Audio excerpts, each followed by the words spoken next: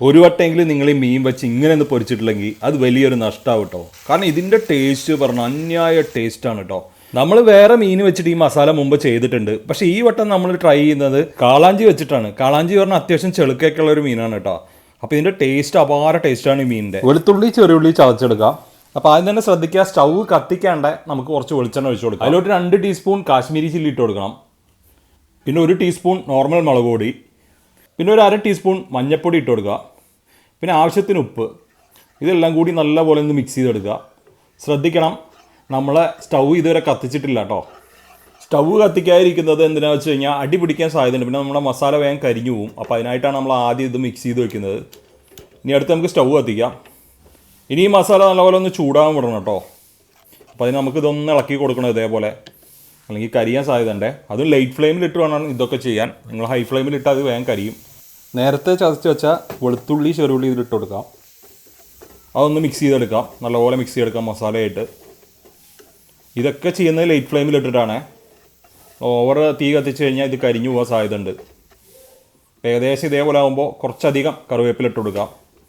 കറിവേപ്പില ഇതിൻ്റെ ഒരു മെയിൻ ഐറ്റമാണ്, നല്ലൊരു ഫ്ലേവറൊക്കെ കൊടുക്കും. എന്ന് ഇളക്കി കൊടുക്കാം.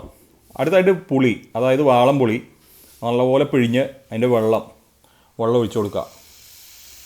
വെള്ളം ഇതൊന്ന് ലൂസാക്കി കിട്ടാൻ വേണ്ടിയിട്ടാണ്. പിന്നെ പുളിവെള്ളം ഫുള്ളായിട്ട് ഒഴിച്ചു കൊടുക്കുക, അത് പുളി കൂടാൻ സാധ്യതയുണ്ട്. അന്ന് ഇളക്കി കൊടുക്കാം, മിക്സ് ചെയ്തെടുക്കാം നല്ലപോലെ. അടുത്തായിട്ട് നമ്മളെ മീൻ അതിലോട്ട് ഇട്ട് കൊടുക്കാം. നമ്മൾ യൂസ് ചെയ്യുന്ന കാളാഞ്ചി പറഞ്ഞൊരു മീനാണ്. ഇതിൻ്റെ ടേസ്റ്റ് പറഞ്ഞാൽ അപാര ടേസ്റ്റാണ്. നിങ്ങളുടെ നാട്ടിൽ ഈ മീനിന് എന്താ പേര് പറയാമെന്ന് ജസ്റ്റ് ഒന്ന് കമൻറ്റ് ചെയ്യണേ. അങ്ങനെ നമ്മളെ ഒരു സൈഡ് നല്ലപോലെ വേണം. അതിനായിട്ട് ഇതൊന്ന് അടച്ചു വെച്ച് ഏകദേശം 2 മിനിറ്റ് ലോ ഫ്ലെയിമിലിട്ടൊന്ന് വേവിക്കാം. ഇപ്പോൾ നമ്മളെ ഒരു സൈഡ് നല്ലപോലെ വെന്ത് വന്നിട്ടുണ്ട്. ശ്രദ്ധിക്കണം, ലൈറ്റ് ഫ്ലെയിമിൽ ഇട്ടിട്ട് തന്നെ വേണം ഇത് ചെയ്യാൻ. ഹൈ ഫ്ലെയിമിൽ ഇട്ടാൽ കരിഞ്ഞു പോകാൻ സാധ്യതയുണ്ട്, മസാലയൊക്കെ പോവും. അപ്പോൾ നമുക്കൊന്ന് മറച്ചിട്ട് വേവിക്കാം.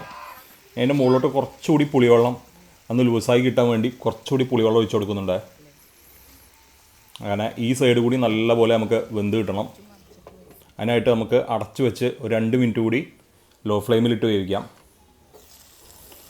ഇപ്പോൾ ഇത് തുറന്നു കഴിഞ്ഞപ്പോൾ നല്ലൊരു സ്മെല്ലൊക്കെ വരുന്നുണ്ട്. ഈ മസാലയും മീനൊക്കെ കൂടിയും കലർന്നിട്ടുള്ളൊരു സ്മെല്ലൊക്കെ വരുന്നുണ്ട്. നമുക്ക് ഇതൊന്നുകൂടി മറച്ചിടാം, കാരണം ഈ മസാലയായിട്ട് നല്ലപോലെ ഇന്ന് മിക്സായി കിട്ടണം നമ്മളെ മീൻ. ഇത് നിങ്ങൾക്ക് അയിലേ മത്തിയൊക്കെ വെച്ചിട്ട് വേണമെങ്കിലും ചെയ്യാം. പക്ഷെ എനിക്ക് കൂടുതൽ ഇഷ്ടം ഇതേപോലത്തെ മീനോ അല്ലെങ്കിൽ നെയ്മീനൊക്കെ വെച്ച് ചെയ്യുന്നതാണ് എനിക്കിഷ്ടം. അപ്പോൾ നമ്മളെ അടിപൊളി ഫിഷ് ഫ്രൈൻ്റെ നല്ലൊരു മസാലയൊക്കെ ആയിട്ടുള്ള ഫിഷ് ഫ്രൈ റെഡി ആയിട്ടോ. അപ്പോൾ നിങ്ങളെല്ലാവരും പറ്റുകയാണെങ്കിൽ ഈ സാധനം ഒന്ന് ട്രൈ ചെയ്ത് നോക്കണേ.